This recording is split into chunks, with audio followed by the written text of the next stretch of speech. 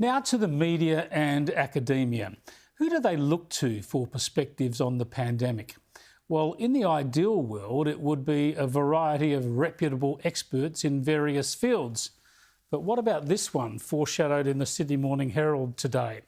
3 pandemic measures that will also curb climate change, from Tim Flannery. Really? Flannery on anything, let alone the pandemic? The article kicked off saying one of the country's leading climate change experts, well, that's not just a big call, it's rubbish.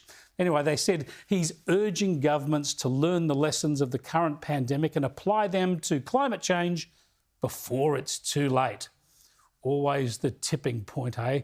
Always the alarmism. This was promoting a speech that Flannery was giving at the Queensland University of Technology. And Flannery, of course, is a palaeontologist, not a climate expert. Labor made him a climate commissioner at one stage, but then they wonder why they lost government and haven't been able to win it back. Flannery reckons the pandemic has taught us that early action works and that paying people who lose their jobs is the perfect plan to tackle global warming too. Great, lock down the country forever and save the planet. I mean, this is a bloke who is famous for saying that drought would never end, even though a basic understanding of climate science tells you if the world gets warmer, it must also get wetter. Flannery has also said that we might need to change the colour of the sky to cool the planet.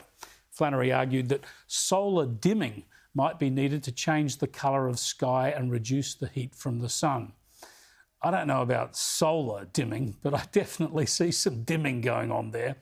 I actually like it when the sky changes colour. It happens at sunset, but Daniel Andrews has warned that the Victorians, he's banned Victorians from actually looking at that changing colour in the sky.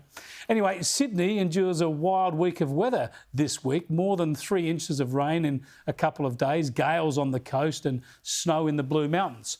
It's worth remembering what Flannery said about Sydney's rain prospects and water catchments. Flannery said Sydney would run out of water. In fact, he said the same for a bunch of Australian cities. Even the rain that falls isn't actually going to fill our dams and our river system. Even the rain that falls isn't actually going to fill our dams and our river system. It's just bizarre, isn't it, that places like the Sydney Morning Herald and the Queensland University of Technology still refer to this bloke as a climate expert. He does for the climate cause what, well, Christina Keneally does for political rhetoric.